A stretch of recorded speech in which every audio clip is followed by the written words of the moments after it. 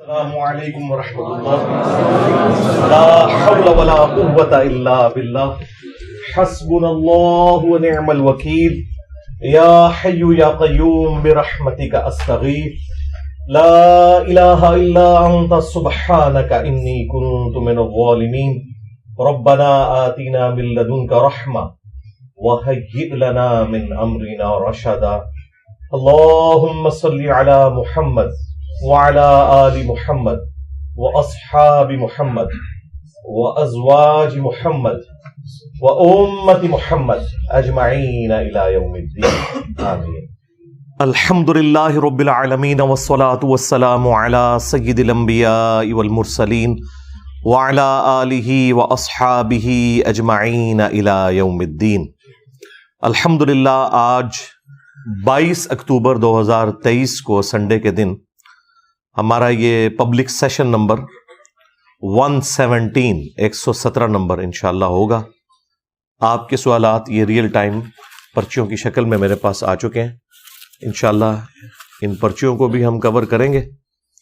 پہلے current affair کے طور پر کچھ چیزیں میں ڈسکس کر لوں.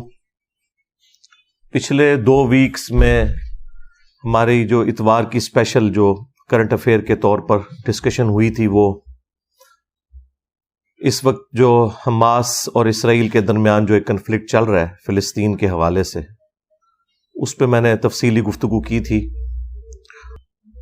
چونکہ وہ ویڈیو چھوٹے چھوٹے ٹکڑوں کی فارم میں بھی لوگوں نے اپلوڈ کی، مختلف ٹاپکس کے ذریعے مختلف انداز میں. اس میں بعض لوگوں نے شرارتاً کچھ کلپس بھی کاٹ کے اپنا لقمہ اس کے منہ میں ڈالنے کی کوشش کی. تو یہ کچھ تو لوگ قرآن پاک کے ساتھ بھی کرتے رہے. اب اس کا یہ مطلب نہیں کہ بار بار ان چیزوں کی کلیریفیکیشن دی جائے.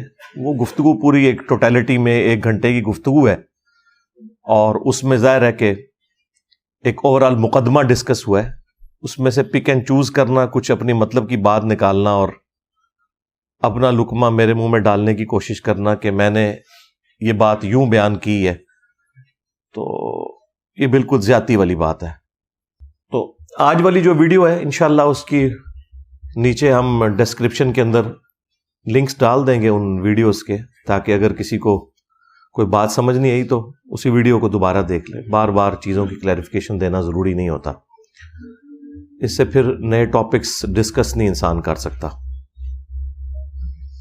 آج کل چونکہ اب یہ جہاد اور قتال والا معاملہ دوبارہ سے شروع ہوا، اور اس میں بھی چونکہ اسرائیل اور یہودیوں کا ایک بڑا ایشو آ ٹپکا ہے مسلمانوں کے اوپر، تو اس کی وجہ سے جو اینڈ آف ٹائم کے پوائنٹ آف ویو سے جو احادیث اور آثار ہیں ان کو لوگ ڈسکس کرنا شروع کر دیتے ہیں. اور یہ صرف آج کل کے اسکالرز نہیں ہیں، ماضی میں بھی لوگوں نے بڑی کتابیں لکھی، اور اللہ کے فضل سے جتنی پیش گوئیاں کی کوئی ایک بھی صحیح ثابت نہیں ہوئی.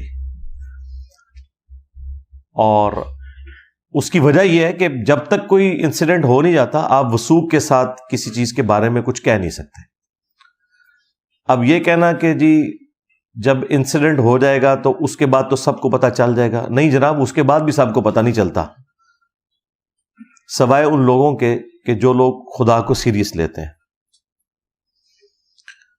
تو کہتے ہیں کہ پہلے بتایا جائے تو اس کا فائدہ ہے. تو پہلے تو نبی صلی اللہ علیہ وآلہ وسلم نے ساری چیزیں بیان فرما دی، اور ظاہر ہے یہ ان لوگوں سے متعلقہ ہے جن لوگوں کے زمانے میں اس طرح کا معاملہ آئے گا. ورنہ آپ غزوہ ہند کو دیکھ لیں تو پچھلے 1000 سال سے غزوہ ہند ہو رہا ہے اور ابھی تک ہوا نہیں ہے. اس کے اوپر لوگوں نے چندے کھائے، لوگوں نے لوگوں کے بچے ذبح کروا دیے، اور اسی طریقے سے تماشا چلتا رہا. یہی کچھ اب بھی ہو رہا ہے. اپنے مطلب کے لیے چیزوں کو جوڑنا اور اس میں جھوٹی روایتوں کا بھی سہارا لینا اور اپنی تھاٹس کو فٹ ان کرنے کی کوشش کرنا احادیث کے اندر ایک رزلٹ نکالنے کے لیے، یہ بڑی سخت زیادتی والی بات ہے. اور جو کوئی اس طرح کی حرکت کرتا ہے لوگ کہتے ہیں جی وہ دیکھیں جی انہوں نے تو بڑی پیاری اس کی تفصیل بیان کی ہے. اب ان سے پوچھیں یہ جو آپ تفصیل بیان کر رہے ہیں کیا یہ تفصیل اس طریقے سے قرآن و سنت میں وارد ہوئی بھی ہے؟ تو وہ آپ کو بتائیں گے کہ جی یہ ہمارا خیال ہے. تو انہیں بتائیں کہ جو آپ کے بزرگ تھے وہ بھی یہی حرکت کرتے رہے. کتنے بڑے بڑے فقہا اور محدثین مفسرین گزرے ہیں جنہوں نے یہ اسیسمنٹ کی تھی کہ یہ امت 1000 سال سے اوپر نہیں جائے گی اور قیامت قائم ہو جائے گی.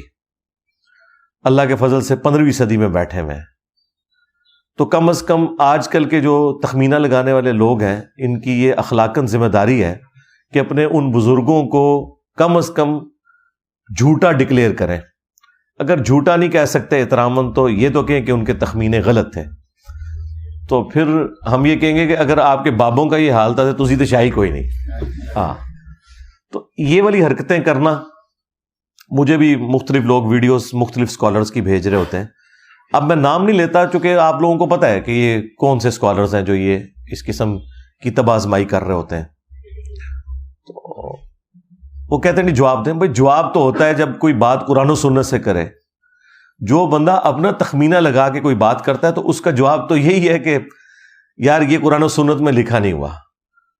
تو اس سے زیادہ سخت جواب لینا ہے تو پھر لعنت اللہ علی الکاذبین یہی دیا جا سکتا ہے.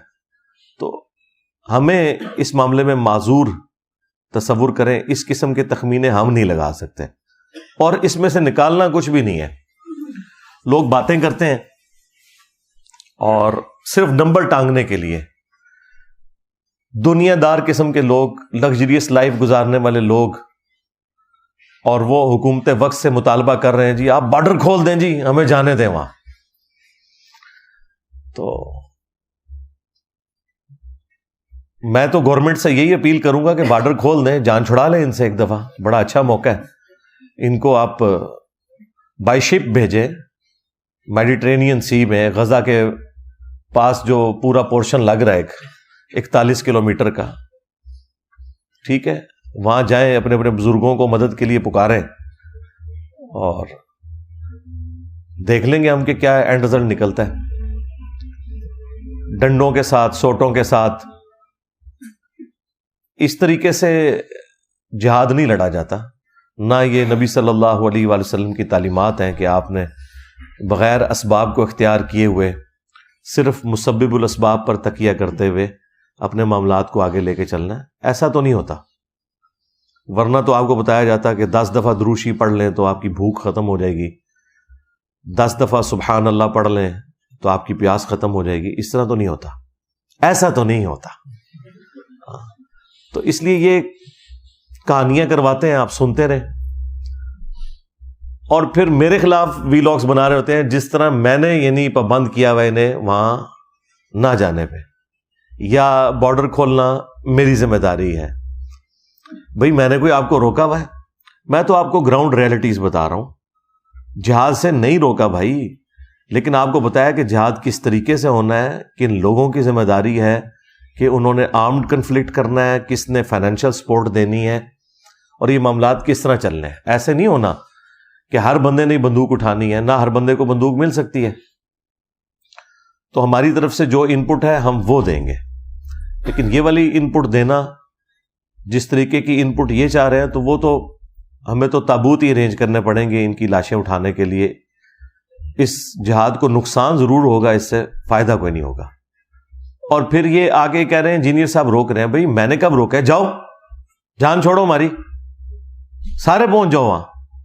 میں نے کیوں روکا ہے؟ میں نے تو تب روکا ہو کہ میں نے کسی کو باندھ دیا ہو یا کوئی کرفیو لگا دیا ہو. نہ میں گورنمنٹ کے اندر ہوں, نہ میں اسٹیبلشمنٹ کے اندر ہوں. جائیں بھئی, آپ کو کس نے روکا ہوا ہے؟ آپ لوگ اپنے پولیٹیکل گینز کی خاطر دھرنے دے سکتے ہیں. اب کیوں نہیں دھرنا دے رہے ہیں آپ بارڈر کھلوانے کے لیے؟ بڑھو نہ جڑیں, کیوں نہیں دے رہے؟ میں نے روکا ہوا ہے, میں نے پابندی لگائی ہوئی ہے. تو بس صرف ایک پوائنٹ سکورنگ کرنے کے لیے. اس میں سے جو اصل چیز نکالنے کی وہ یہ ہے کہ اینڈ پہ انہوں نے آپ کو اپنا اکاؤنٹ نمبر نیچے شیئر کروانا ہوتا ہے کہ جی آپ تو پہنچ نہیں سکتے, ہمیں پتہ ہے, تو ہمارا رابطہ ہو گیا, ہم انشاءاللہ آپ ہمیں چندے دیں, ہم وہاں پہنچا دیں گے. وہاں آپ ذرا مصر کے بارڈر کے اوپر دیکھیں، آلریڈی جو مصر کے لوگوں نے جتنی امداد بھجوائی ہوئی ہے نا، ابھی تو کل رات کو انہوں نے تھوڑا سا بارڈر کھولا ہے اور کچھ 20 کے قریب ٹرک انٹر ہونے دیے ہیں، تو یہاں سے کوئی امداد نہ بھی بھیجے، آلریڈی مصر کے لوگوں نے اتنا کچھ بھیج دیا ہے کہ جتنے لوگ ہیں ان سے کئی گنا زیادہ انہوں نے راشن ان کے لیے اویلیبل کر دیا. تو مہربانی کر کے یہاں آپ کسی کو اس طریقے سے چندہ نہ دیں، یہ انہی کے اوپر لگنا ہے، کیونکہ یہ لوگ وہاں پہنچ نہیں سکتے ہیں، نہ پہنچا سکتے ہیں، نہ ان کا پہنچایا ہوا وہاں ایکسیپٹ ہونا ہے. وہ آپ کو پتہ ہے، وہ تو مصر کے ساتھ حالانکہ اسرائیل کے بڑے اچھے تعلقات ہیں، اس کے باوجود وہ تو ان کی چیزوں کو بھی بغیر تلاشی کے اندر نہیں جانے دے رہے. کتنا پریشر ہے، اس کے باوجود ان لوگوں کی چیزیں کہاں انٹر ہونے دینی ہے. تو یہ کچھ بھی نہیں ہونا، یہ پیسے انہی کی جیبوں میں جانے ہیں. انہوں نے نئی گاڑیاں نکلوانی ہیں، انہوں نے اور پلاٹس خریدنے ہیں. تو مہربانی کر کے ہاں ایک ان کے مشورے پہ آپ عمل کریں، وہ بڑا اچھا مشورہ ہے. وہ یہ کہہ رہے ہیں کہ دعا کریں، بالکل اس مشورے کے اوپر آپ عمل کریں، دعا کریں، قنوت نازلہ پڑھیں. ہم خود پڑھ رہے ہیں اتنے دنوں سے قنوت نازلہ، تو یہ کام کرنے کا ہے. باقی آپ تفصیلی ویڈیو میری دیکھ لیں تو اس میں آپ کو آئیڈیا ہو جائے گا چیزوں کا. قرب قیامت کی جو نشانیاں ہیں نا، یہ ایک الگ سے ایک پورا ٹاپک ہے. اس کے اوپر پوری دنیا میں مختلف سکالرز تب آزمائی کرتے ہیں، ویڈیوز میں بھی، کتابی شکل میں بھی اپنی اسیسمنٹس لگاتے ہیں. اب میرے اندر اتنی جرت نہیں ہے کہ میں اس لیول پہ آگے جاؤں. میں صرف ان نشانیوں کے بارے میں آپ کو بتا سکتا ہوں جو پوری ہو چکی ہیں پہلے سے. مستقبل قریب میں یا مستقبل بعید کے اندر جو ہونے والی ہیں ان کے بارے میں بتا سکتا ہوں، لیکن پریزنٹ ٹائم میں اس وقت یہ کون سی نشانی پوری ہو رہی ہے یہ بتانا میرے لیے پاسبل نہیں جب تک کہ وہ اسٹیبلش نہ ہو جائے. قیامت کی سب سے بڑی نشانی رسول اللہ صلی اللہ علیہ وآلہ وسلم کا دنیا میں آنا ہے. صحیح مسلم میں حدیث ہے، امام جعفر علیہ السلام نے اپنے والد امام باقر علیہ السلام سے، اور انہوں نے جابر بن عبداللہ رضی اللہ تعالیٰ عنہ سے روایت کی ہے کہ نبی صلی اللہ علیہ وآلہ وسلم جب کبھی بھی منبر پر تشریف لاتے، آپ کی آواز بلند ہو جاتی، آنکھیں سرخ ہو جاتی، غصے میں اضافہ ہو جاتا، گویا کوئی جرنیل اپنی فوج کو تیار کر رہا ہے. یعنی یہ اگریسو سٹائل میں گفتگو کرنا ممبر کی ریکوائرمنٹ ہے. ممبر کی ریکوائرمنٹ طارق جمیل سٹائل یا غامدی سٹائل نہیں ہے، بلکہ محمدی سٹائل ہے، جس کے اوپر یا ڈاکٹر اسرار صاحب عمل کرتے تھے یا اللہ کے فضل سے میں عمل کرنے کی کوشش کرتا ہوں. اس کے بعد آپ صلی اللہ علیہ وآلہ وسلم فرماتے حمد و صلات کے بعد، فَإِنَّ خَيْرَ الْحَدِيثِ كِتَابُ اللَّهِ وَخَيْرَ الْهَدِيِ هَدْيُ مُحَمَّدٍ صلی اللہ علیہ وآلہ وسلم وَشَرَّ الْأُمُورِ مُحْدَثَاتُهَا وَكُلَّ مُحْدَثَةٍ بِدْعَةٍ وَكُلَّ بِدْعَةٍ ضَلَالَةٍ وَكُلَّ ضَلَالَةٍ فِي النَّارِ. یہ صحیح مسلم میں بھی خطبہ موجود ہے، سنن نسائی کے اندر بھی موجود ہے، میں نے کئی دفعہ بیان کیا. اس کے بعد آپ فرماتے ہیں کہ میں اور قیامت اس طرح ساتھ بھیجے گئے ہیں جیسا کہ یہ 2 انگلیاں. یعنی نبی علیہ السلام اور قیامت کے درمیان اب کوئی اور فاصلہ نہیں ہے، حالانکہ 1500 سال گزر چکے ہیں. اب مجھے بتائیں جب صحابہ کرام یہ بات سنتے ہوں گے تو ان کے دماغ میں تو ہوگا 50 60 نہیں تو 100 سال بعد قیامت آ ہی جائے گی. اور بعض لوگوں نے ایک حدیث سے دھوکہ کھایا بھی، وہ بخاری اور مسلم دونوں میں حدیث ہے کہ نبی صلی اللہ علیہ وآلہ وسلم نے فرمایا کہ 100 سال نہیں گزریں گے، اس وقت جتنے روئے عرض پہ لوگ موجود ہیں ان پہ قیامت قائم ہو جائے گی. اور وہ غیر مسلم بھی اس حدیث کو بخاری مسلم کی اٹھا کے کہتے ہیں کہ دیکھو تمہارے نبی کی تو خبر غلط نکلی، حالانکہ اس کے کئی ایک طرق موجود ہیں بخاری مسلم میں. اور اس میں ایک طریق کے اندر عبداللہ ابن عمر رضی اللہ تعالیٰ عنہ، حالانکہ وہ 100 سال پورے ہونے سے پہلے ہی شہید ہو گئے 74 ہجری میں، نبی علیہ السلام کی وفات کے بعد 63 ایئرز تک زندہ رہے. ابھی 100 سال پورے نہیں ہوئے. یا تو ہوتا نا کہ 100 سال پورے ہو جاتے تو پھر آپ کہیں گے عبداللہ بن عمر نے تعویل کر دی باطل. نہیں، ابھی 40 سال پڑے ہوئے ہیں. اور وہ جب یہ حدیث بیان کرتے تھے تو وہ ساتھ بتاتے تھے کہ نبی علیہ السلام نے فرمایا تھا کہ جو اس وقت لوگ موجود ہیں ان پر قیامت قائم ہو جائے گی. مراد یہ کہ یہ قرن ختم ہو جائے گا، یہ زمانہ ختم ہو جائے گا اور اگلی جنریشن سٹارٹ ہو جائے گی. آلموسٹ 100 سال کے اندر ایک جنریشن شفٹ ہو جاتی ہے دوسری میں. تو عبداللہ ابن عمر نے اپنی زندگی میں بتا دیا تھا کہ نبی علیہ السلام یہ نہیں کہنا چاہ رہے تھے کہ قیامت آ جائے گی. وہ تو واضح موجود ہے بخاری مسلم میں حدیث جبریل جب حضرت جبرائیل علیہ السلام انسانی شکل میں آ کے مختلف سوالات کرتے ہیں، ان میں سے ایک سوال یہ تھا کہ قیامت کب آئے گی، تو نبی علیہ السلام کہہ دیتے ہیں نا 100 سال بعد آئے گی۔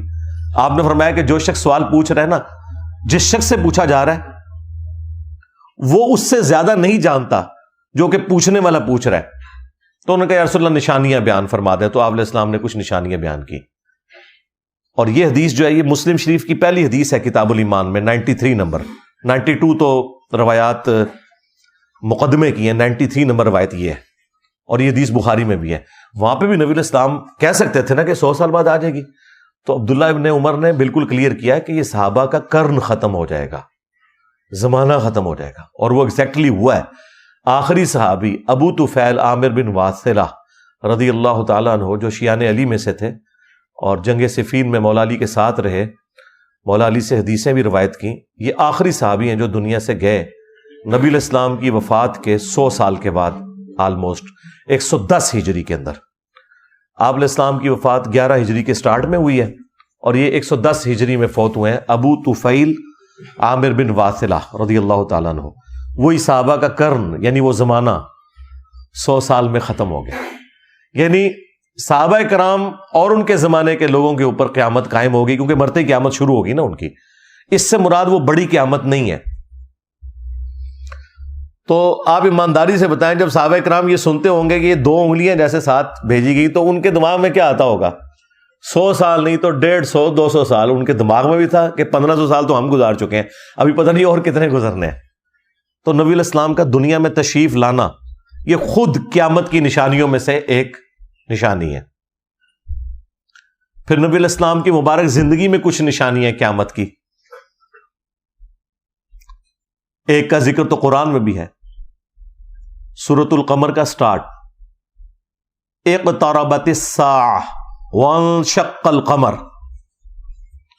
قریب آ گئی قیامت اور چاند 2 ٹکڑے ہو گیا۔ اس کانٹیکسٹ میں بخاری مسلم میں حدیث ہے کہ نبی علیہ السلام کے لیے نشانی کے طور پر اللہ تعالیٰ نے چاند کو 2 ٹکڑے کر دیا تھا، اور وہ ہیرا پہاڑ کے دائیں اور بائیں ہوا اور پھر جڑ گیا۔ تو قرآن نے اس واقعے کو قیامت کی نشانی بتایا ہے، اور یہ نشانی کب پوری ہوئی؟ نبی صلی اللہ علیہ وآلہ وسلم کی مبارک زندگی میں۔ تو اس سے آپ کا دماغ کھل جانا چاہیے کہ کسی نشانی کا آ جانا یہ اس چیز کی دلیل نہیں ہے کہ بس قیامت آئی کہ آئی، اس کا علم اللہ تعالیٰ کے ساتھ خاص ہے۔ اور قرآن میں یہ ٹاپک جگہ جگہ آیا ہے کہ اے نبی آپ سے قیامت کے بارے میں پوچھتے ہیں، قل انما العلم عند اللہ وانما انا نذیر مبین، اے نبی تم فرما دو کہ اس کا علم تو اللہ کے ساتھ خاص ہے، اور میں تو نہیں ہوں مگر ڈر سنانے والا۔ تو قیامت کا علم یہ اللہ تعالیٰ کے پاس ہے کہ وہ کب آنی ہے، لہٰذا یہ ویلاگ ضرور دیکھا کریں، محظوظ ہوا کریں، اس میں سے نکلنا کچھ بھی نہیں ہے، سیدھی سی بات ہے۔ باقی جو نشانیاں ہیں وہ الحمدللہ میں نے تفصیل کے ساتھ بیان کی ہیں، لیکن جو کچھ آپ نکالنا چاہتے ہیں نا وہ میں کبھی بھی نکال کے نہیں دوں گا، نہ میری جرت ہے کہ میں اللہ اور اس کے رسول سے آگے بڑھنے کی کوشش کروں عز وجل وصلی اللہ علیہ وآلہ وسلم۔ بخاری اور مسلم دونوں میں حدیث ہے، تمہاری اس وقت کیا شان ہوگی کہ جب عیسیٰ ابن مریم تم میں عادل حکمران کی حیثیت سے نازل ہوں گے، صلیب کو توڑ دیں گے، خنزیر کو قتل کر دیں گے، جزیہ موقوف کر دیں گے، یعنی سب لوگ اسلام قبول کر لیں گے، اور مال کی ریل پیل ہوگی۔ یعنی نبی صلی اللہ علیہ وآلہ وسلم نے مستقبل کی یہ خبر دے دی کہ عیسیٰ ابن مریم نے اس دنیا میں اترنا ہے۔ عیسیٰ ابن مریم کے بارے میں امت کا یہ اجماعی عقیدہ ہے، سنی ہو شیعہ ہو، کہ انہوں نے قیامت سے پہلے اس دنیا میں تشریف لانا ہے، اور اپنے زمانے میں اللہ تعالیٰ نے انہیں زندہ آسمانوں پہ اٹھایا تھا۔ اس حوالے سے میں نے تفصیلی ویڈیو ریکارڈ کروائی ہوئی ہے، میں آج اس تفصیل میں نہیں جاؤں گا ورنہ ٹاپک اور طرف نکل پڑے گا۔ ایک اور حدیث ہے بخاری اور مسلم میں کہ قرب قیامت میں جب عیسیٰ ابن مریم دجال کے خلاف قتال کریں گے اور مسلمان ان کے ساتھ ہوں گے، تو اگر کسی پتھر یا درخت کے پیچھے بھی کوئی یہودی چھپا ہوگا میدان جنگ میں، یہ عام حالت میں یہ بات نہیں ہے، تو وہ پتھر اور درخت بھی بول اٹھے گا اے مسلم میرے پیچھے یہودی ہے اسے قتل کر دو، سوائے غرقد کے درخت کے جو کہ یہودیوں کا درخت ہے۔ غرقد ایک جھاڑی نما درخت ہے لیکن انتہائی گھنا وہ درخت ہوتا ہے، اس میں انسان چھپ جائے تو وہ نظر نہیں آتا، وہ پناہ دے گا یہودیوں کو، باقی اور کوئی چیز پناہ نہیں دے گی۔ اور یہ بات ہو رہی ہے میدان جنگ کی، عام حالت کی یہ بات نہیں ہے کہ مسلمانوں نے یہودیوں کو قتل کرنا ہے یا یہودیوں نے مسلمانوں کو قتل کرنا ہے۔ تو اس میں واضح الفاظ ہیں یا مسلم۔ تو مجھے بتائیے جب تک مسلمان ہو نہیں جاتا، یعنی وہ بریلوی، دیوبندی، اہل حدیث، شیعہ اس قسم کی فرقہ واریت کی لعنت سے باہر نہیں نکلتا، اس وقت تک آپ کس طرح یہ ایکسپیکٹ کر سکتے ہیں کہ عیسیٰ ابن مریم آ جائیں یا امام مہدی علیہ السلام آ جائیں اور دجال والا معاملہ ہو؟ اس طرح تو نہیں ہوگا۔ ورنہ اگر مہدی جو ہے وہ سنی میں آئے تو شیعہ نے نہیں ماننا، شیعہ میں آئے تو سنیوں نے نہیں ماننا، اور خدا نہ خواستہ اہل حدیث میں آ گئے تو باقیوں نے کہنا ہے یہ انگریزوں کا ایجنٹ ہے۔ ٹھیک ہے، تو یہ آپ کو پتہ ہے بڑے اچھے طریقے سے۔ اس کا مطلب ہے کہ جس طریقے سے دجالی نظام ویلکم کہے گا نا دجال کو، اسی طریقے سے ایک مسلم نظام بھی ہوگا جو امام مہدی علیہ السلام کو ویلکم کہے گا، جو سنی شیعہ کی تفریق سے بالا تر ہوگا۔ ابھی فی الوقت تو اس طرح کے آثار آپ کو نظر نہیں آ رہے، اگرچہ اس طرف معاملہ چل پڑا ہے اللہ کے فضل سے۔ ہمارے اس پلیٹ فارم کی برکت سے کتنی بڑی تبدیلی آئی ہے، دنیا میں ہر جگہ ایسے لوگ ہیں جو یہ آواز بلند کر رہے ہیں فرقہ واریت کے خلاف، لیکن بہرحال اس میں ٹائم لگے گا۔ تو اس سے پہلے تو امام مہدی کو تو بھیج کے قتل کروانے والی بات ہے، 500 کے قریب جعلی مہدی تو قتل ہو چکے ہیں ابھی تک، تو وہ تو غیبی مدد ہوگی اس امام کے ساتھ، اور ظاہر ہے اسی صورت میں کہ جب اکثریت مسلمانوں کی انہیں لیڈرشپ کے اوپر ایکسپٹ کرے گی۔ اس وقت تو آپ کے سامنے ساری فرقہ واریت ہے۔ تو اس طرح کی جو احادیث ہیں ان کے ساتھ یہ والا جو پہلو جڑا ہوا ہے نا، اس کے اوپر محنت کرنے کی ضرورت ہے۔ ویسے لوگوں کو خوابوں کی دنیا میں رکھنا اور یہ کہنا کہ مسلمان بالکل یونائٹ ہے، ایسا تو نہیں ہے، آپ کو بھی پتہ ہے کیا صورتحال ہے مسلمانوں کی۔ دجال کے حوالے سے بخاری اور مسلم میں درجنوں احادیث ہیں، خصوصاً مسلم شریف کے اندر تو بڑی تفصیل کے ساتھ، یعنی ذخیرہ احادیث میں جتنی احادیث صحیح مسلم کے اندر دجال والے چیپٹر میں آئی ہیں اور کسی کتاب کے اندر نہیں آئی ہیں، یہ آپ کو کمبائنڈ فارم میں مشکات المصابیح کے اندر 3 جلد کے اندر آپ کو یہ ساری احادیث ایک خاص ترتیب کے ساتھ مل جائیں گی۔ مشکات کو میں نے انسائکلوپیڈیا آف حدیث ڈکلیئر کیا ہے، یہ آج سے آلموسٹ 700 سال پہلے یہ کتاب فائنل ہوئی ہے۔ اس کے تعارف پہ میں نے پوری ویڈیو ریکارڈ کروائی ہے، وہ آپ دیکھ لیجئے گا۔ بہرحال یہ اہل سنت کی مین سٹریم کی جتنی کتابیں ہیں بخاری سے لے کے ابن ماجہ تک، اس کے علاوہ بھی اور کتابوں کے سمجھ لیں نوٹس ہیں، اس میں جو 3 جلد میں آلموسٹ 57 کے قریب احادیث صرف دجال اور نزول عیسیٰ سے متعلق ہیں، وہ آپ پڑھیں انشاءاللہ، آپ کو اوورال ایک بلو پرنٹ سامنے آ جائے گا اس حوالے سے۔ میں تو اس میں سے جو کنکلوژن ہے وہ آپ کے سامنے رکھ سکتا ہوں کہ ہم نے کیا کرنا ہے، یعنی سب کی تو یہی خواہش ہے نا کہ اس فتنے سے بچیں، اس کے لیے نبی صلی اللہ علیہ وآلہ وسلم نے جو ارشاد فرمایا وہ میں آپ کے سامنے رکھ دوں گا، یہی چیز ہے۔ اس سے زیادہ ہم کیا کر سکتے ہیں، اور اس سے زیادہ کی ضرورت بھی نہیں ہے۔ خام خواہ اس کے اوپر ایک ہنگامہ کھڑا کر کے اور اپنی طرف سے چیزیں ایڈ کر کے لوگوں کو اپنے خیالات کا اسیر کرنا، یہ بڑی سخت زیادتی والی بات ہے۔ اس کی وجہ سے پھر احادیث والا معاملہ تو بیک فٹ پہ رہ جائے گا۔ دجل عربی زبان میں کہتے ہیں دھوکے کو، جھوٹ کے لیے بھی استعمال ہوتا ہے، اور یہ جو دجال ہے اسے المسیح الدجال کہا گیا ہے، یعنی جھوٹا مسیح۔ سچے مسیح کون ہے؟ عیسیٰ ابن مریم علیہ السلام، اور جھوٹا مسیح کون ہے؟ المسیح الدجال جو بالکل قرب قیامت میں آئے گا. تو اس کا مطلب یہ ہے کہ وہ ایک دھوکہ ہے انسانیت کی آزمائش کے لیے. یہودیوں کے ہاں یہ چیز موجود ہے. ان کی پوری ہسٹری میں آپ کو انبیاء کرام علیہ السلام کے حوالے سے بڑی تفصیلات ملیں گی,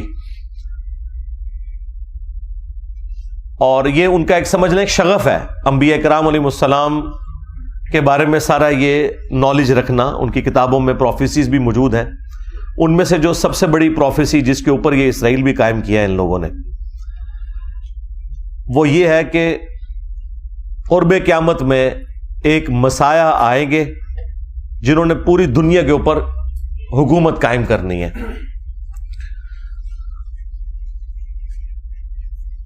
وہ مسایہ آ کے چلے بھی گئے, لیکن انہوں نے انہیں دجال کہا, نعوذ باللہ, آؤٹ آف ویڈ لاک کہا, گالیاں دیں, سن آف مین کہا عیسیٰ ابن مریم کو.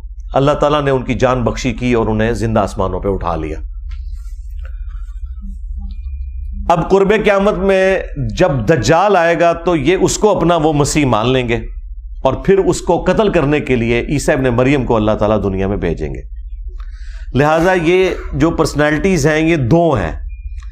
ایک عیسیٰ مسیح ہے جو اوریجنل مسایہ ہے, اور ایک ہے مسیح الدجال جو جھوٹا مسیح ہے, جسے ہم دجال کہتے ہیں. یہودیوں کا لیڈر وہ مسیح ہوگا جو دجال ہے, اور مسلمانوں کا اور کرسچنز کا لیڈر, کیونکہ کرسچنز بھی اسلام قبول کر لیں گے. یہ اب الگ سے ایک ٹاپک ہے. میں آج عیسیٰ ابن مریم والے ٹاپک کو ڈسکس نہیں کر رہا, ورنہ 1 گھنٹہ اس کے لیے الگ چاہیے. وہ آپ میری ویڈیو دیکھ لیں تفصیل کے ساتھ, حیات مسیح اور نزول مسیح علیہ السلام. میں دجال کے ٹاپک کو فی الوقت ٹچ کر رہا ہوں. تو یہ عیسیٰ ابن مریم اسے قتل کریں گے. وہ تفصیلی احادیث موجود ہیں بخاری اور مسلم کے اندر. میں چند ایک احادیث کور بھی کر دوں گا آج انشاءاللہ تعالی. بہرحال اس میں ہمارے لیے جو نبی صلی اللہ علیہ وآلہ وسلم نے ارشاد فرمایا وہ صحیح مسلم کے اندر 3 احادیث ایسی ہیں جن میں ایک ہی وظیفے کا ذکر ہوا ہے, اور وہ ہے سورۃ الکہف کا. صحیح مسلم کی ایک حدیث میں ہے کہ جو شخص بھی سورۃ الکہف کی پہلی 10 آیات حفظ کر لے گا وہ دجال کے فتنے سے بچ جائے گا. دوسری حدیث میں آیا ہے سورۃ الکہف کی آخری 10 آیات, اور تیسری حدیث میں آیا ہے مسلم شریف کی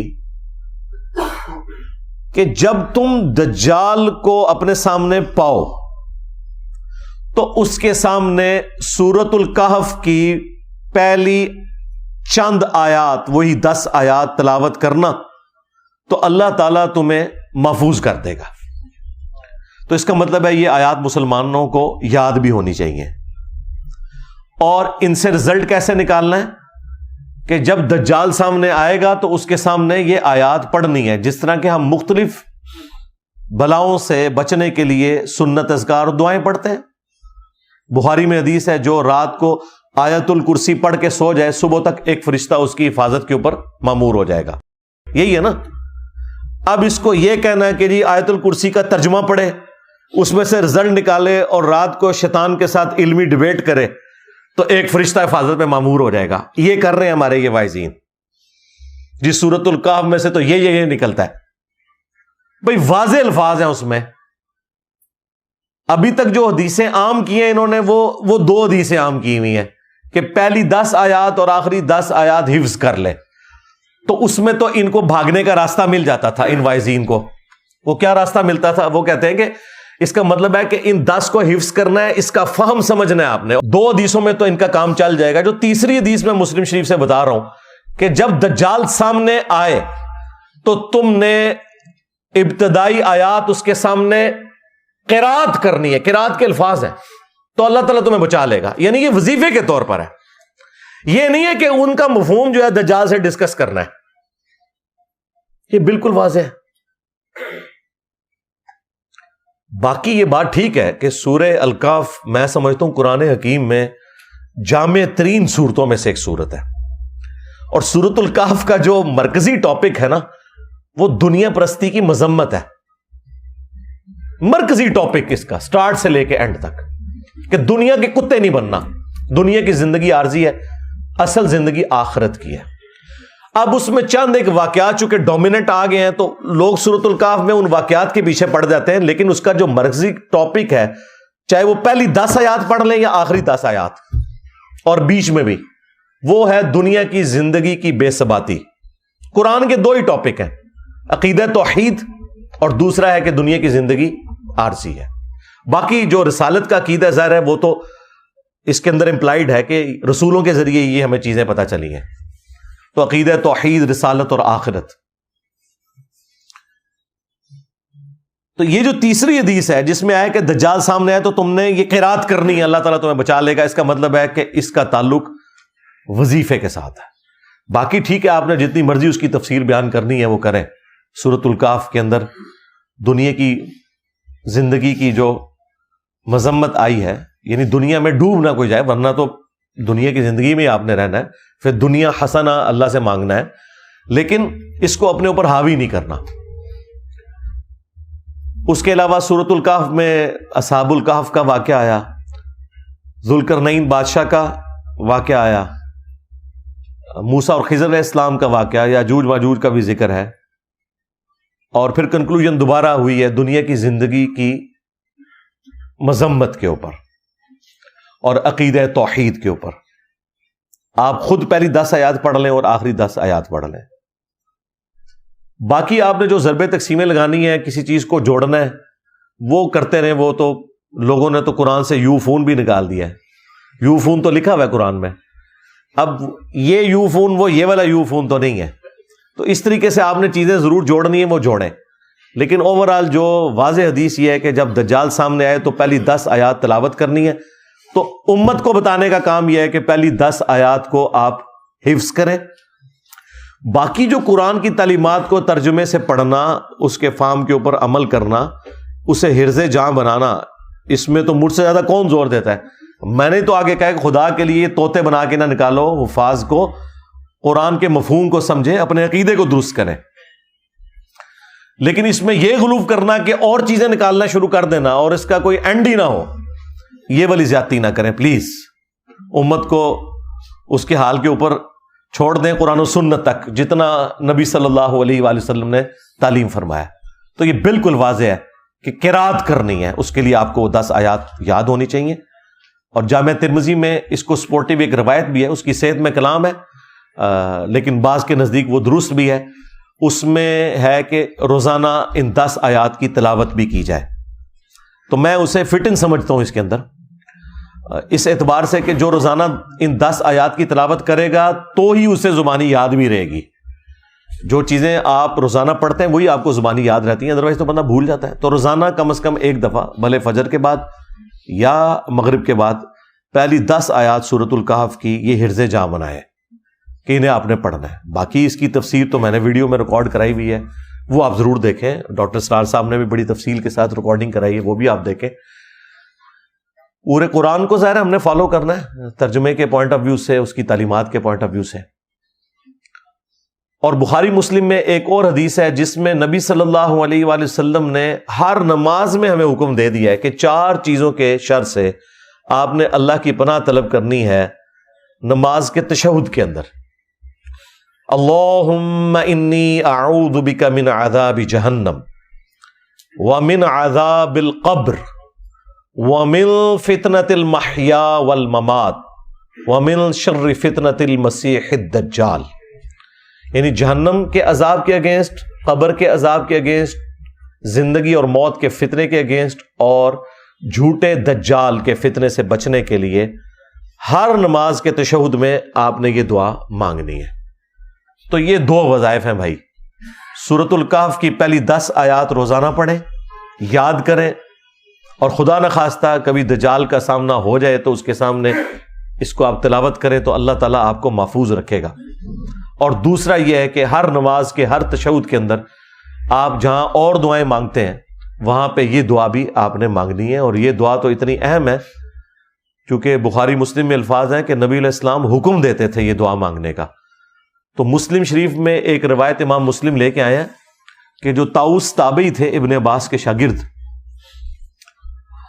ان کو یہ پتا چلا کہ ان کے بیٹے نے تشہد میں یہ دعا چھوڑ دی ہے، تو انہوں نے اسے بلا کے کہا کہ یہ دعا تشہد میں مانگو ورنہ اپنی نماز ہی دوبارہ پڑھو. یعنی اس لیول تک تابعین اس دعا کا اہتمام کرتے تھے. باقی دعائیں بھی مانگے، ربنا آتنا فی الدنیا حسنہ وفی الآخرۃ حسنۃ وقنا عذاب النار. اصحاب الکہف کی دعا جو میرا بھی وظیفہ ہے، جو پہلی 10 آیات میں آتی ہے سورۃ الکہف کی، 10ویں آیت یہی ہے، ربنا آتنا من لدنک رحمہ وہیئ لنا من امرنا رشدا. اور اس کا ترجمہ بھی آپ کے ذہن میں ہونا چاہیے، تو وہ آپ کے اوپر وہ کیفیت طاری ہوگی. رب اجعلنی مقیم الصلاۃ ومن ذریتی ربنا وتقبل دعاء. یہ والی دعا بھی، جتنی قرآنی دعائیں ہیں وہ آپ مانگیں تشہد کے اندر. وہ تو بخاری مسلم میں حدیث ہے، جب تشہد پڑھ چکو درود شریف تو جو چاہو اپنے رب سے مانگو. تو جتنی سنت دعائیں قرآن و سنت کے اندر جو دعائیں معصورہ آئی ہیں وہ آپ ساری کی ساری مانگا کریں. وہ آپ کا اپنا ایک شغف ہے کہ، لیکن ظاہر ہے کہ نفلی عبادات کے لیے فرض نماز کو آپ نے اتنا لمبا نہیں کرنا کہ لوگوں کے لیے تکلیف بن جائے. اپنی نفلی نمازوں میں جتنی مرضی دعائیں مانگیں. تو یہ 2 وظائف ہیں جی جو میں نے آپ کو بتا دیے. تیسرا وظیفہ جو میں نے ڈیڈکٹ کیا ہے، اس طرح کا کوئی ڈیڈکٹ کرے تو وہ بالکل درست ہے، اور وہ ہے قرآن و سنت کی تعلیمات کو پڑھنا، اس پہ عمل کرنا اور اسی کو فائنل اتھارٹی ماننا، کسی بابے کی بات کو نہ ماننا. یہ بھی وہ وظیفہ ہے جو آپ کو دجال سے بچائے گا.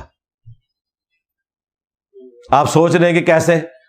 جی بخاری مسلم میں لکھا ہوا ہے کہ جب دجال آئے گا تو ایک مؤمن اس کے سامنے کھڑا ہوگا، وہ اسے کہے گا میں تیرا رب ہوں، مان مجھے. وہ کہے گا کہ مجھے نبی کی حدیث پہنچی ہے کہ تو دجال ہے. وہ کہے گا میں تیرے 2 ٹکڑے کر کے تجھے دوبارہ زندہ کروں گا، پھر تو مجھے رب مان لینا. مردوں کو زندہ کرنا تو رب کا کام ہے. وہ اس کے 2 ٹکڑے کرے گا، اس کے درمیان چلے گا، پھر اسے جوڑ کے دوبارہ زندہ کر لے گا. کتنی بڑی آزمائش ہے، یعنی انسانی تاریخ میں اتنی بڑی آزمائش کسی نے دیکھی ہوگی؟ وہ زندہ ہو جائے گا، پھر وہ اسے کہے گا ہاں سنا اب بتا. وہ کہے گا کہ تیرے اس عمل نے میرے عقیدے میں ہی مضبوطی کی ہے، کیونکہ نبی علیہ السلام نے یہ بھی فرمایا تھا کہ ایک مومن کو قتل کر کے وہ دوبارہ زندہ کر لے گا. تو دجال ہے. دیکھ لیں بابوں کے ماننے والے تو پہلے گر پڑیں گے، بابی گئے. ہاں، اور جو کتابی ہوں گے، کتاب و سنت کے ماننے والے، وہ کہیں گے حدیث پہنچی ہے. مجھے بتائیں یہ مخلوق کہاں پائی جاتی ہے جو کہتی ہے کہ یہ میرے نبی کی حدیث ہے، میں کچھ نہیں مانتا. اور ان کے سامنے تو ڈیوڈ کاپر فیلڈ آ جائے تو یہ غوث وقت اسے مان لیں گے. ان کی حالت تو یہ الوژن دیکھ کے گر جانے والے لوگ ہیں.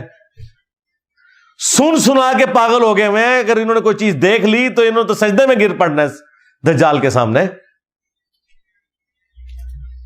تو نبی علیہ السلام فرماتے ہیں اس کے ایک ہاتھ میں آگ ہوگی اور ایک میں جنت ہوگی. وہ جو آگ ہوگی بیسیکلی وہ جنت ہوگی، اور وہ جو جنت جو ہے وہ اصل میں آگ ہوگی. تو وہ دوبارہ اسے قتل کرنے کی کوشش کرے گا، قتل نہیں کر سکے گا. پھر وہ اسے اٹھا کے آگ میں پھینک دے گا، یعنی اپنی اس جنت کے اندر جو اوریجنل جنت ہوگی لیکن اس کی وہ آگ ہوگی، اپنی طرف سے آگ میں پھینکے گا اور وہ بندہ جنت میں پہنچ جائے گا. اور نبی علیہ السلام نے فرمایا وہ اس وقت کا سب سے بہترین شہید ہوگا، سید الشہداء ہوگا. یعنی وہ کلمہ حق بلند کرے گا نا، جو المستدرک للحاکم میں حدیث ہے کہ سید الشہداء حمزہ ابن عبد المطلب ہے، اور ہر وہ شخص سید الشہداء ہے جو جابر حکمران کے سامنے کلمہ حق بلند کرے یہاں تک کہ اسے قتل کر دیا جائے. اسی وجہ سے ہم حضرت حسین ابن علی کو بھی سید الشہداء کہتے ہیں. اور وہ شخص بھی اس وقت کا سب سے بہترین شہید ہوگا جو دجال کے سامنے کھڑا ہوگا. یہ تو اسے بزرگ مانگ لیں گے. ہاں، انہوں نے تو فوراً اس کی بزرگی کا اعتراف کر لینا. بخاری مسلم دونوں میں حدیث ہے کہ تمہارا رب کانا نہیں ہے لیکن دجال کانا ہوگا. اچھا، یہ بعض جگہ آپ نے تصویر دیکھی ہے وہ ماتھے پہ آنکھ دکھائی ہوئی ہے، اس طرح کا نہیں ہوگا دجال. ہاں، دجال کی آنکھ اپنی جگہ پہ ہی ہوگی، لیکن ایک آنکھ اس کی جو دائیں آنکھ ہے وہ ابری ہوئی ہوگی، یہاں سے وہ کانا ہوگا اور ایک آنکھ سے وہ دیکھے گا. آنکھیں دونوں ہوں گی لیکن یہ ایک ابرے ہوئے انگور کے گوشے کے مانند اس کا ایک نکلا ہوا ڈھیلا ہوگا، آنکھ اس کی ایک سلامت ہوگی، تو وہ کانا ہوگا اور تمہارا رب کانا نہیں ہے. پھر نبی علیہ السلام نے فرمایا کہ اس کی دونوں آنکھوں کے درمیان کافر لکھا ہوگا، لیکن وہ کافر ایبریویشن کے اندر لکھا ہوا ہوگا، کاف فا را. عربی میں چونکہ کھڑا زبر کے لیے علیحدہ سے الف لگانے کی بھی ضرورت نہیں پڑتی، تو کاف کے اوپر اگر آپ کھڑا زبر لگا لیں اور فا کے نیچے زیر اور را، کافر، یعنی کاف فا را لکھا ہوگا.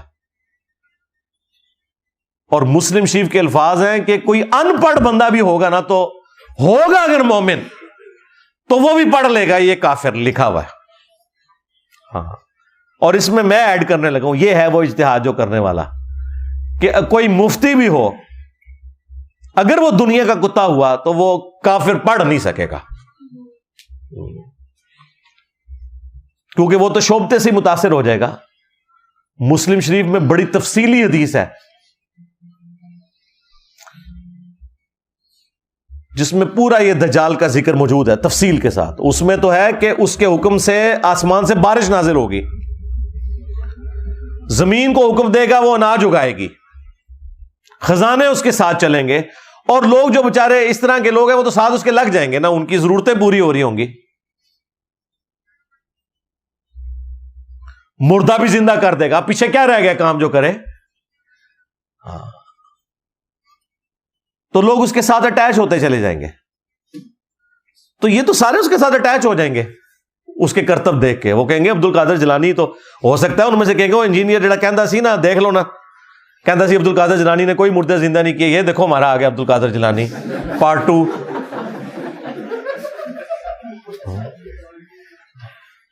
ان لوگوں کی کوئی حالت ہے جن کو آپ قرآن اور حدیث دکھائیں یہ لوگ ماننے کے لیے تیار نہیں ہوتے. انہوں نے وہ کافر بھی پڑھ کے بھی اس کی تعویل کر جانی ہے. ہو سکتا ہے کاف سے وہ کشف سمجھ لیں، ہاں، فا سے فیض سمجھ لیں، ہاں، اور را سے روحانیت سمجھ لیں. تو بچے گا وہی بھائی جس کا یہ نعرہ ہوگا کہ میرے نبی عیسیٰ ہے ہی کوئی نہیں، تیرے بابے تے شاہ ہی کوئی نہیں، تیرا بابا دجال تے شاہ ہی کوئی نہیں. تو جو کرتبوں سے متاثر ہونے والے لوگ ہیں وہ تو گئے، سیدھی سی بات ہے. بچے گا وہ جو قرآن و سنت پہ چلنے والا ہوگا، ہاں انشاءاللہ تعالی. باقی نبی صلی اللہ علیہ وآلہ وسلم کی جو تفصیلی احادیث ہیں وہ آپ مشکات سے خود پڑھ لیں. اس میں ایک تمیم داری والی وہ جساسہ والی حدیث بھی ہے، جو ایک سمندری سفر کے دوران ایک جزیرے پر انہوں نے دجال کو زنجیروں میں جکڑا ہوا دیکھا تھا، اور پھر نبی علیہ السلام کو پوری تفصیل بیان کی. آپ علیہ السلام نے باقاعدہ صحابہ کرام کو جمع کر کے کہا کہ دیکھو میں نے جو نشانیاں بتائی تھیں اس کو اللہ تعالیٰ نے وہ دکھایا بھی ہے. اور ابن سیاد کے حوالے سے بھی مسلم شریف میں احادیث موجود ہیں، بخاری میں بھی ہے. ابن سیاد بھی دجالوں میں سے ایک دجال تھا، لیکن وہ جو بڑا دجال ہے وہ یہ نہیں تھا. اس کے اوپر اتفاق ہے. اس کے اوپر بعض لوگ پوچھ رہے ہوتے ہیں کہ ابن سیاد کے بارے میں جب نبی علیہ السلام کو بعد میں بتا دیا گیا کہ یہ وہ والا دجال نہیں ہے، تو وہ احادیث بالکل واضح ہے کہ وہ دجال بالکل ڈیفرنٹ ہے. کیونکہ بخاری مسلم دونوں میں حدیث ہے کہ قیامت اس وقت تک قائم نہیں ہوگی جب تک کہ 30 جھوٹے دجال نہ پیدا ہو جائیں، جن میں سے ہر ایک دعوی نبوت بھی کرے گا. اب یہ والا دجال بھی دعوی نبوت سے سٹارٹ لے کے دعوی خدائی تک پہنچے گا، کیونکہ یہ مسیح تو کہہ رہا ہوگا نا اپنے آپ کو. تو نبی علیہ السلام فرمایا کہ 30 جھوٹے دجال آئیں گے جو دعوی نبوت کریں گے. ایک تو ہمارا یہ پچھلی صدی میں غلام القادیانی دجال گزرا ہے، یہ بھی دجالوں میں سے ایک دجال تھا. یہی حدیث ابو داؤد اور ترمذی میں ہے. اس میں تو نبی علیہ السلام نے فرمایا کہ 30 جھوٹے دجال دعوی نبوت کریں گے. انا خاتم النبیین لا نبی بعدی، میں خاتم النبیین ہوں، میرے بعد کوئی نبی نہیں ہے. اور میری امت کا ایک گروہ قیامت تک حق پر قائم رہے گا، کوئی نقصان پہنچانے والا انہیں نقصان نہیں پہنچا سکے گا، وہ غالب رہیں گے۔ امام بخاری، امام مسلم نے بھی یہ والا حدیث کا پورشن لیا ہے، اس میں امام بخاری نے ایک باب باندھا ہے اس حدیث کے اوپر کہ ہوا اہل العلم، اس سے مراد اہل علم ہے جو گروہ حق پر رہے گا، وہ فرقہ نہیں ہے، وہ گروہ ہے۔ فرقے تو جہنمی ہیں، وہ ابو داؤد میں حدیث ہے کہ 72 فرقے جہنم میں جائیں گے، 73 ہو جائیں گے۔ 73 اس لیے ہو جائیں گے کہ ایک کو جب توڑا جائے، اس کے 72 ٹکڑے اور کیے جائیں تو وہ اوریجنل تو اپنی جگہ رہے گا نا، تو اس اوریجنل کو آپ فرقہ نہیں کہہ سکتے، فرق تو وہ ہے جو ٹوٹ کے الگ ہو، ورنہ کیا صحابہ کرام کو آپ فرقہ کہیں گے؟ صحابہ کرام اہل بیت کس سے ٹوٹ کے الگ ہوئے تھے؟ وہ تو نبی اسلام کے ساتھ تھے۔ آپ سے ٹوٹ کے جو الگ ہوئے وہ 72 فرقے ہیں۔ درخت اپنی اوریجنل جگہ پہ موجود ہے، پتا جو ہے وہ فرق کہلاتا ہے، تو فرقے سارے جہنمی ہیں، ایک گروہ حق پہ قیامت تک قائم رہے گا۔ تو یہ جو 30 جھوٹے دجال ہیں، یہ آنے ہی آنے ہیں۔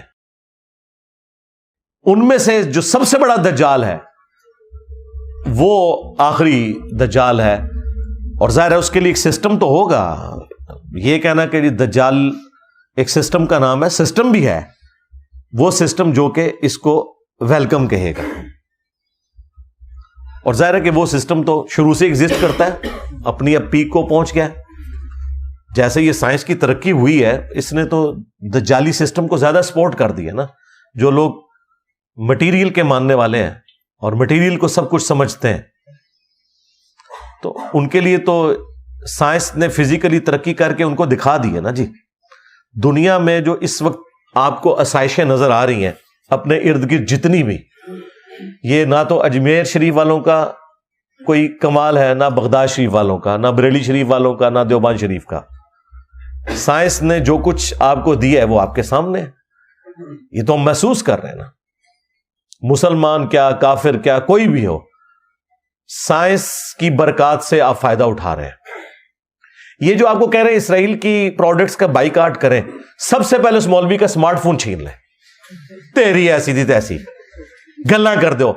اسی فرانس سے، اسی اسرائیل سے ان کو ڈالرز آئے، چندے وہ قبول کر لیتے ہیں، اور آپ کو کہتے ہیں ان ملکوں میں جا کے رہنا حرام ہے۔ بائیکاٹ کرنے کے لیے کچھ کولڈ ڈرنکس ہی رہ گئے ہیں، یہ ساری موبائل کمپنیاں، موبائل کنیکشن یہ نہیں آتے، ایت ضرورت ہے، تو باقی چیزیں بھی تو باقی لوگوں کی ضرورت ہے بھائی، اور یہاں تو ہمارا روزگار ان چیزوں کے ساتھ جڑا ہوا ہے۔ بائیکاٹ ایک چیز کا کرنا ہے، وہ شیطان ہے، چاہے وہ جمعے والے دن آپ کو ممبر پہ نظر آئے، چاہے آپ کے ساتھ ہو ہر وقت، اس کا بائیکاٹ کریں آپ، تو سب کچھ سیدھا ہو جائے گا۔ تو یہ دجالی نظام جو مٹیریل کو سب کچھ سمجھتا ہے، تو وہ فزیکلی تو انہوں نے کر کے دکھا دیا نا۔ آپ اپنے کپڑے جو پہنے ہوئے ہیں، جوتیاں پہنے ہوئے ہیں، ایون قرآن، بخاری، مسلم جو پرنٹ ہوئے ہوئے ہیں، آپ کے کمروں میں جو ایئر کنڈیشن لگے ہوئے ہیں، قالین بچھے ہوئے ہیں، کوئی ایک چیز بتا سکتے ہیں اپنی گھڑی سے لے کے بال پوائنٹ تک کہ جس میں سائنس کے احسانات نہ ہو؟ تو ظاہر ہے مٹیریل میں اللہ نے طاقت رکھی ہے، انسان کو اللہ نے ذہن دیا۔ اب جن کی ایک آنکھ بند ہے نا، وہ تو مٹیریل کو سب کچھ سمجھتے ہیں، وہ کہتے ہیں انہوں نے تو سب کچھ کر کے دکھا دیا ہے، ہم نے قانون قدرت دریافت کر لی ہے، ہم نے اللہ تعالیٰ کی ہینڈ رائٹنگ کو سمجھ لیا ہے، اب ہم ان چیزوں کو یوز کر کے جو مرضی کریں، اور وہ کر کے دکھا بھی رہے ہیں۔ دیکھیں، ایک بندے نے اپنے دفتر میں بیٹھ کے آج سے آلموسٹ 125 سال پہلے امیجنیشن میں چیزیں سوچی ہیں، آئنسٹائن، پھر میتھمیٹیکل کیلکولیشن کر کے آپ کو E=mc² کا فارمولا دے دیا کہ میس انرجی میں کنورٹ ہو سکتا ہے، انرجی بھی میس میں کنورٹ ہو سکتی ہے۔ اس کی بنیاد کے اوپر ایٹم بم اگلوں نے بنا کے بتا دیا۔ سیکنڈ ورلڈ وار ختم ہی نہیں ہونی تھی اگر ایٹم بم نہ امریکہ پھینکتا۔ تو مجھے بتائیں، آپ کے بزرگوں کا ہم نے کشف کا اور وہ روحانی معاملات کا کیا کرنا؟ کشف تو پھر ہوا ہے آئنسٹائن کے اوپر۔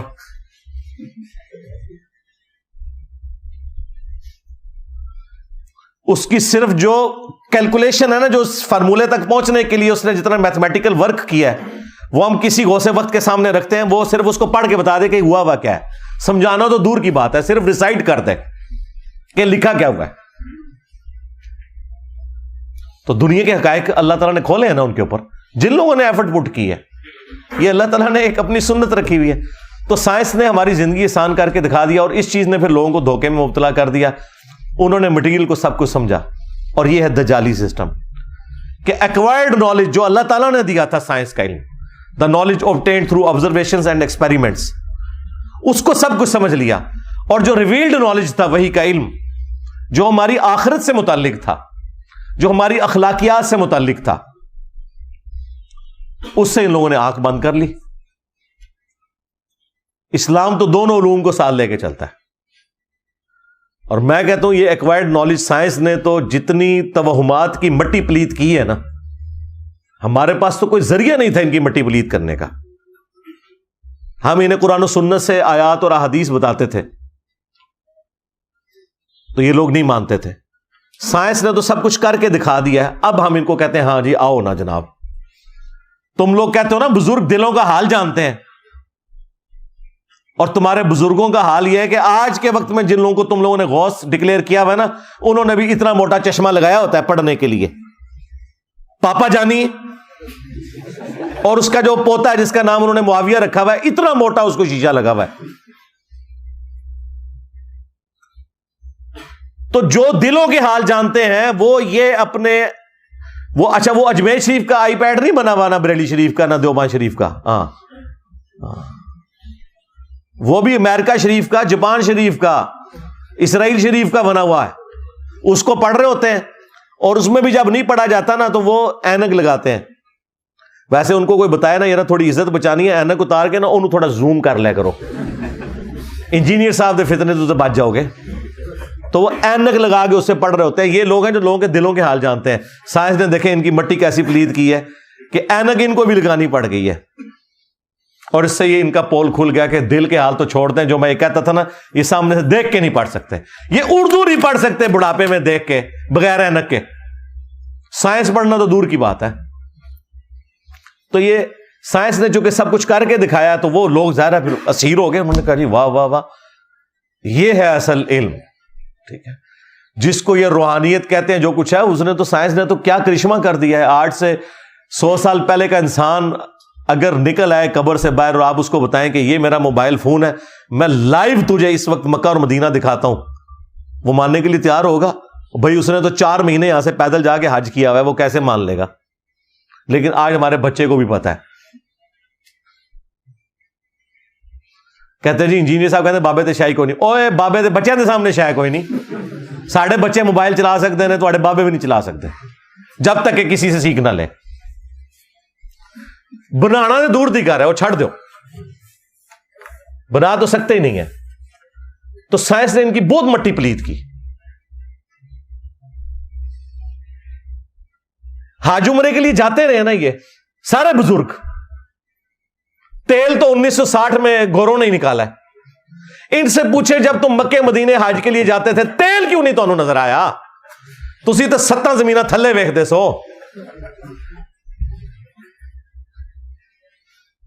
جی انجن روک لیا جی بابا جی نے، انجن بڑھایا نہیں روکیا. لیاؤ کڈو کہڑے بابے جے انجن روک کے دسن، چڑھائیے انجن تھوڑے بابے ہوتے. انجن روک لیا، اندازہ بھی ہے ان کو. میں پیر میری سے صاحب کا پڑھ رہا تھا، انجن روک لیا. اور ان کی آپ بایوگرافی پڑھے تو وہ خود ٹرین پہ حج کرنے گئے تھے. یہاں سے کراچی گئے تھے، سٹیم انجن چلتا تھا. ظاہر ہے کراچی اگر وہ جاتے پیدل اس کی بجائے ٹرین پہ، اور وہاں سے پھر بحری جہاز میں گئے تھے. انجن روک لیا جی. تو سائنس نے تو کچھ نہیں چھوڑا میں کہتا ہوں جی ان کا. اسی لیے میں نے کئی سال یہ پہلے کہا تھا کہ یہ جو آج کا ماڈرن دور ہے نا، اس میں یہ جو تم نے دیو مالائی قصے کہانیوں والا دین لوگوں کو بتایا نا، اس کی اب کوئی گنجائش باقی نہیں ہے. یہ ہے ہی فراڈ تھا. ٹھیک ہے، اور یہ نہ سمجھیے گا کہ یہ میری تھاٹس ہے. ہمارے ذہن والے لوگ شروع سے ایگزسٹ کرتے ہیں، لیکن چونکہ حکومتوں کے اندر صوفیاء کے ماننے والے بیٹھے ہوئے تھے، وہ ایسے لوگوں کو قتل کروا دیتے تھے. ان کی آواز کو دبا دیا جاتا تھا. یوٹیوب تو نہیں تھا نا. آج آپ امیجن کریں انٹرنیٹ یوٹیوب نہ ہوتا تو آپ لوگ یہاں بیٹھے ہوتے. دنیا کے کونے کونے سے آ کے یہاں پہ لوگ مجھے مل کے جاتے ہیں. یہ ایک چھوٹے سے کمرے میں یہ آواز دفن ہو جانی تھی. یہ تو اللہ تعالیٰ نے ایک فیصلہ فرمایا ہے کہ ٹھیک ہے صحیح بات لوگوں تک پہنچے. ادروائز شروع سے لوگ یہ ایسی باتیں کرتے تھے, انہیں گستاخ کہہ کے, کبھی باغی کہہ کے, کبھی یہود و نصارہ کے ایجنٹ کہہ کے یہ لوگ مروا دیتے تھے. لیکن حقیقت یہ ہے کہ باتیں انہی کی قرآن و سنت میں نکلتی ہیں. جو یہ کہتے ہیں وہ کوئی نہیں نکلتا. کہتے ہیں جی نکلتا ہے, دیکھیں جی وہ تخت بلقیس آ گیا تھا. اچھا جی تخت بلقیس آ گیا تو رفع الیدین کرنا چھوڑ دئیے. کوئی رفع الیدین شروع کر دے نا, اسے کہتے تخت بلقیس آ گیا سی. بھائی تخت بلقیس دا رفع الیدین نال کے تعلق. تو میں تو ان کو پھر للکارا ہے کہ ٹھیک ہے یار چھڑ دو, اسٹیچو آف لبرٹی امریکہ کا لاؤ مارگلا ہلز کے اوپر رکھو. کیڑا بابا جے لے آؤ بابا کے 2 بار, میں مان لاں گا. ہاں تخت بلقیس والا واقعہ وہ ہم مانتے ہیں. بھائی عیسیٰ ابن مریم نے مردوں کو اللہ کے عزت سے زندہ کیا, ہم مانتے ہیں. تمہارے عبد القادر جیلانی کے بارے میں جھوٹ بولو گے وہ نہیں مانیں گے. ورنہ میں کہتا ہوں جی میں بھی مردے زندہ کرتا ہوں, چلو یہ کیا کہیں گے, آگے سے کہیں گے نا کر کے دکھا. تو تسی نہیں کر کے دکھانا, جھوٹے ہو. یہ میرے نیچے جو تخت ہے میں کہتا ہوں جی میں لے کے آؤں جی پلک جھپکنے سے پہلے, چلو منو. کیا کہیں گے, لے آ کے دکھاؤ. یہی بات جب ہم کرتے ہیں کہتے ہیں جی دیکھو مندے ہی نہیں نے. تو کوئی اصول ہے آپ کا جس کے اوپر آپ کھڑے ہوئے. تو یہ جو دجالی نظام ہے نا, صرف مٹیریل میں بیس کرنا, اس کے پیچھے ہمارے جو مذہبی توہمات ہیں نا ان کا بھی بہت زیادہ دخل ہے. جب آپ یہ کہیں گے کالی بلی راستہ کاٹ دے تو یہ نحوست ہے. آپ کو یہ بتایا جائے کہ زلزلہ جو ہے وہ اس لیے آتا ہے کہ وہ ایک گائے نے ایک سینگ کے اوپر زمین اٹھائی ہوئی ہے, جب دوسری پہ شفٹ کرتی ہے زلزلہ آتا ہے. آپ کو جب یہ بتایا جائے کہ آپ کے گھر کی منڈیر کے اوپر کوا اگر زور سے بولے تو یہ مہمان کے آنے کی نوید ہے. آپ کو بتایا جائے کہ جوتی پہ جوتی چڑھ جائے تو کہ مہمان آئے گا. میری تو روزانہ جوتی پہ جوتی چڑھتی ہے, میں نیڑے نہ لگن دینا کسی کو. مہمان دے آنا دور دی گل ہے. سفر لکھا ہوا ہے, جوتی پہ جوتی چڑھ جائے تو سفر لکھا ہوا ہے. یہ کہانیاں بنائی ہوئی ہیں انہوں نے. جب یہ چیزیں آئیں گی تو پھر ظاہر ہے کہ دوسری طرف جو سائنس والے لوگ ہیں وہ کہیں گے ہمارے بزرگوں نے تو کر کے دکھا دیا نا, دیکھو باہر ٹیمپریچر ہے 40, اندر چیک کر لو 25 ہے. ہمارے بزرگوں نے تو کر کے دکھا دیا ایئر کنڈیشن بنا کے. ہمارے بزرگ فیراڈے نے تو بجلی بنا کے بتا دی. ہمارے بزرگ آئنسٹائن نے جو ہے وہ تھیوری آف ریلیٹیوٹی دے کے تو گریویٹیشن کو سمجھا دیا. ہمارے بزرگ نیوٹن نے ہمیں یہ فارمولے دیے ہیں, دیکھو ہم تو اسپیس شٹل لے کے اوپر پہنچ گئے ہیں. تو آڑے بزرگ کتنے نے کٹو. تو یہ جو انہوں نے یہ سارا ڈکوسلا کیا تھا, یہ دجالی سسٹم بننے کی وجہ بھی یہ لوگ ہیں. انہوں نے جو دین پیش کیا نا اس کا اینڈ رزلٹ یہی نکلنا تھا. آج سائنس کی برکت سے جو کچھ ہو رہا ہے نا, پرانے بزرگ اگر نکل آئے نا قبروں سے تو یہ ساری چیزیں معجزات اور کرامات ہیں جو آپ کو سائنس نے کر کے بتا دی ہیں. آپ ذرا ایک لمحے کے لیے سوچیں تو صحیح کہ کیا کچھ ہو گیا. ان 250-300 سال کی جو ترقی, اس میں بھی جو لاسٹ 50-60 سال کی ترقی ہے پوری انسانی تاریخ میں نہیں ہے. تو اللہ تبارک و تعالیٰ نے انسان کو ترقی کروائی ہے, یہ ہمیں نظر آ رہی ہے. اب جب اس کی برکات لوگ دیکھتے ہیں تو وہ پھر مٹیریل کے ہی ہو کے رہ جاتے ہیں. وہ انبیاء والی جو تعلیمات ہیں اس سے پھر روگردانی کرتے ہیں. لیکن پرپز آف لائف وہ آپ کو سائنس نہیں بتائے گی. سائنس صرف خدا کا تعارف کروائے گی.